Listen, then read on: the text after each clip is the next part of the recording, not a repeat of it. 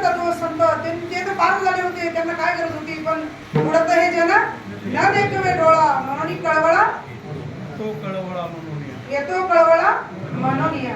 आणि या संतांनी असं आपल्याला सार नामाचा महिमा सांगितला, कसं घ्यावं तेही सांगितलं. आणि एवढं करूनही लोक घेत नाहीत. म्हणून काय म्हणत होते ते की नकारानं भरी सेवितो हा रस वाटितो आणि का घ्यारे होऊ नका दान भरी. म्हणजे मी जो आनंद घेत आहे हा तुम्ही पण घ्या तळमळ. आता तर आपल्याला आपण जे घेतलं ते दुसऱ्याला घेतल्यावर दुःख होते, आपल्याला घेऊ वाटत नाही, देऊ वाटत नाही कुणाला.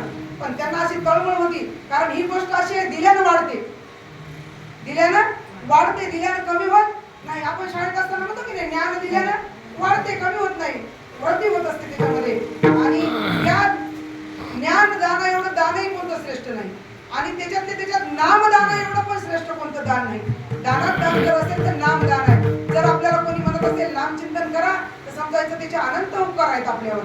की अशी आपल्याला या संत महात्म्यांनी इथपर्यंत या छोट्याशा जीवनामध्ये आपल्याला सार काढून दिले की तुम्ही दुसऱ्या भानगडीत पडूच नका, इतर दुसरी साधना तुम्ही करूच नका.